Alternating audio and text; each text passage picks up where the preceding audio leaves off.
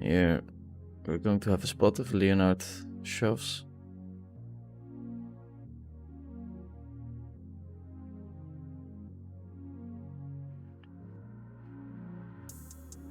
I don't think I'm good enough to fold. He should be pretty wide here still. I kind of feel like ace queen is always a call, and then ace queen suited, and then ace queen is like sometimes a call, sometimes a fold maybe. Nines, fours, wow, big one. Flop a queen. No jack, no nine, and we're still in the tournament.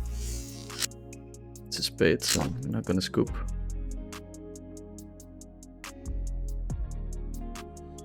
Okay, it's probably very close. It's probably very close. Leonard is probably thinking, what the fuck is this fish doing? Buying in for 5k into a tournament, but we're second in chips. It's hard to argue the chips. Okay. Flop a pair. Opponent bets a grand total of 1 big blind. I'm just gonna raise, get it in. We pick up additional equity on the turn, so very happily stacking off now. I mean, not very happily, but it's okay. 6-5, king 9, so we're in pretty bad shape. We do spike a 4. This is in the 1500 Sunday high rollers. So yeah, off to a hot start. Winning flips, flopping nets. Muscle is saying no coin poker today. There will be coin poker, but we'll play these tournaments first. This is all super late reg, so it'll be over quite quickly, I think. Especially the way I've been playing on the top left. Gripe is saying, now that you are a no limit hold'em gamer, will you bet or line his love in heads up? Not yet, but I'll consider it if I bank a couple of tournaments today. We'll see. Open, and we're holding the 4-5. Going to do a little Pilski. I see a potential 6 on the turn, so also stabbing here and getting a fold would be quite amazing, but these no limit hold'em guys seem to be very on point with their balancing act.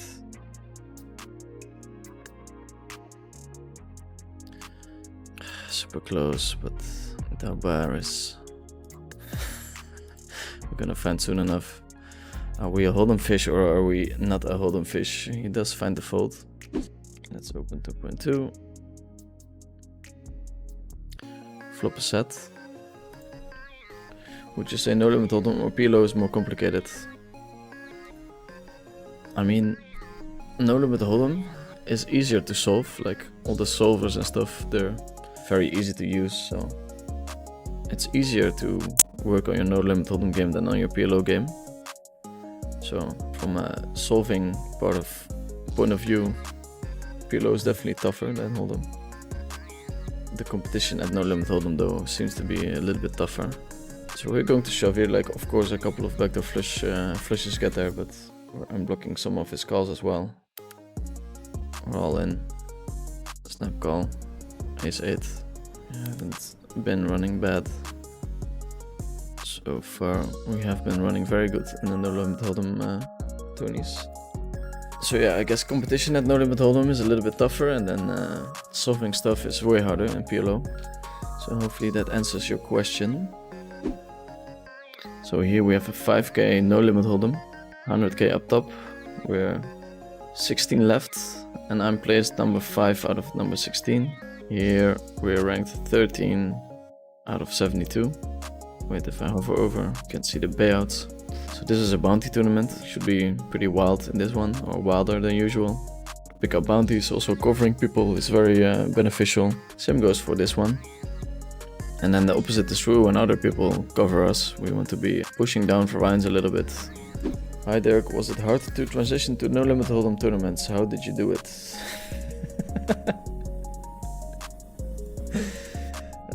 I love it when the chat is funny.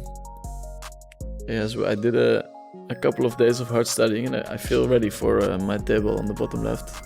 Michael Damo, Nicholas Astet, Marty Rosien, Andriy Novak, Jans Arends, and Juan Dominguez. It's probably one of the worst tables you can play on. It's crazy. This is not what 5k tournaments look like in PLO, so 2.2. We open Michael with the call in the small blind.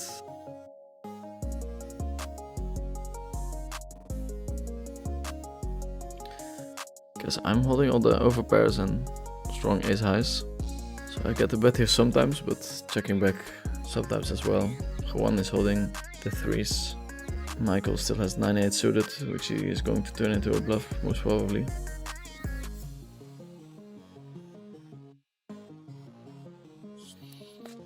So we can't fold yet. The end boss is already putting us in a tough position. In a way, there's no need to bluff here. In another way, this is a nice hand to barrel off with. I think 7 makes sense in Adamo's spot. Turning a queen and checking also kind of interesting.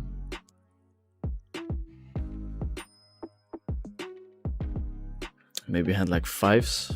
Raises small there on the flop and goes in check call mode for the turn. I'm going to blast it off. Probably gonna get wrecked by the goat. He's probably gonna make a very thin hero call. My heart is racing, to be honest. Would be cool to put Adamo to the test. And he makes the fold. I should have shown my hand. Ace jack off. We're taking over the no limit hold'em streets. We're taking over. Wow, he really made me sweat there. Why converting to tournaments? No, I'm not converting. I'm just trying to do something entertaining. To be honest, when I did the Venom, it made me realize that storytelling or having a story really helps for the stream as well. So I just wake up, play some tournaments. I will be a loser in these 5Ks for sure. Also the 1K and 2.5K, but not by that much. And I think it's entertaining to watch. It's entertaining to play. And after them, I'll play some cash games. So, and here we're set at the final table. It's 9 max. We are the shortest in chips. Pretty crazy. This is the kind of table you get if you play a 5K online.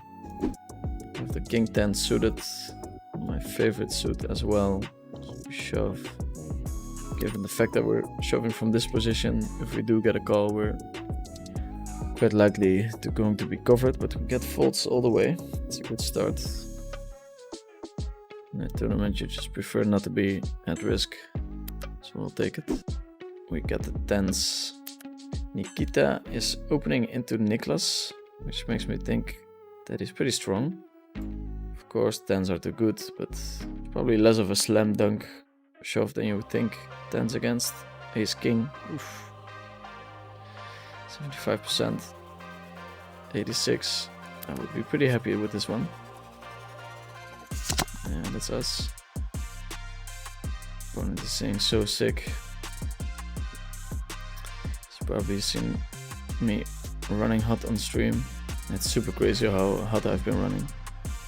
So Andriy is still the player at risk, I guess. We're all at risk, but comes in with the pot open. Can still fold if somebody shoves and then overcalls, I guess. Nikita is thinking about it. Okay, that's pretty good news probably. Let's see if we can hold with the 10s. Andriy is going crazy. We're in the money. I have to go and calculate, but 7.5k, 12, let's say 15. So we have a next price of 12k there, which would be great. ICM value 36k, it's pretty high. Yeah, with the ace 4, I'm going to shove. It's probably close anyway, but we're here to play. We're hoping for folds, of course. Would be great. Juan Dominguez thinking about it. Could potentially call with a hand that's worse than ours. Queen 10 suited or something. King queen. Yeah. I'm afraid we've used up our luck in this tournament. You could definitely win that one and compete for the top spots, but I'll take the 12k. Can't complain. I like your ex-post about your story with poker, thanks for them. Yeah, we're going to try to turn them into, how do you say, cartoon versions. I think that would be great for the YouTube channel. I'm going to stab here. This is funny. Can I make ace deuce fold? I don't know. I think I'm going to shove. I like it more than calling. Let's see. He's got the sixes. We get there on the river. It's pretty sweet river. I think we'd still generate a lot of folds there. It's fine. I guess checking is fine too.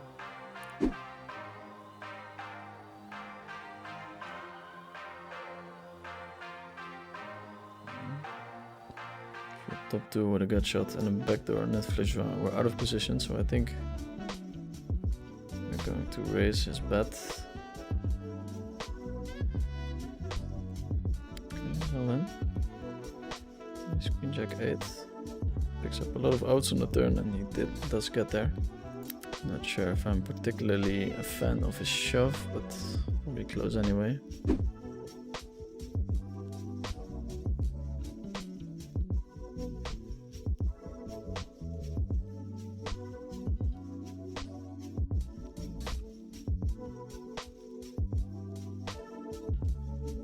Check all of our hands on this turn.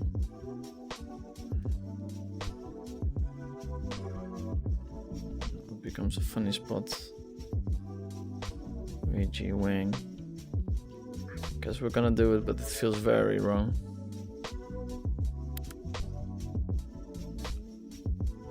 Feels like he's luring us in, as he does with the 3 clubs. Not sure, not sure. I like his size a lot. Of course, we can't always do it, my move.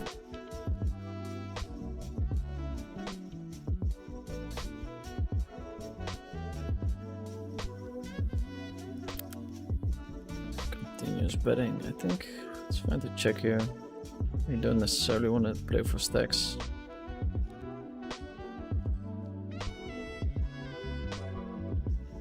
Split river.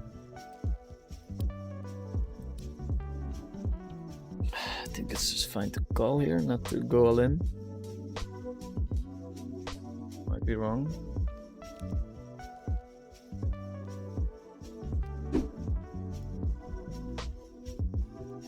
And a 3-bet. And flop trips.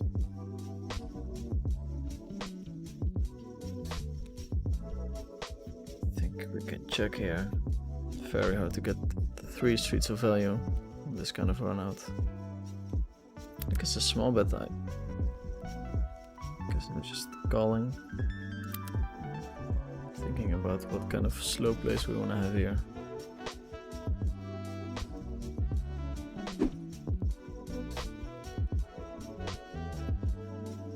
Six, 7. It's kind of us. Also very hard to really have him beat whenever we go all in here. Calling, I think I like calling more.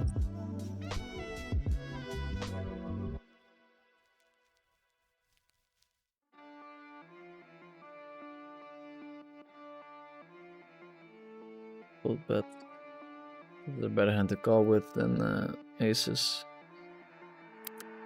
So that's what we're going to do. Let's have the trips. Good delivery. Oh, wow. Unbelievable, huh? Unbelievable. Thank you, sir. What's this? A wrap? Caesar wrap? Caesar wrap and a cappuccino. Wow. Thank you, bro. You're not paying much longer, right? No, I'm gonna quit in 6 minutes or so. Big hand Make coming. some crazy bluffs, huh? Big hand coming. You didn't read my comment? Big hand coming about the mustache.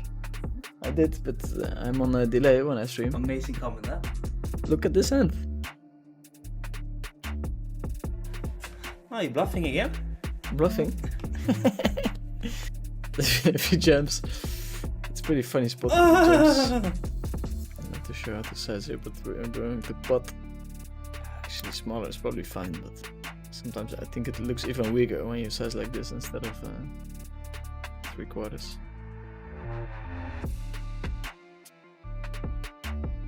Decent for a run out.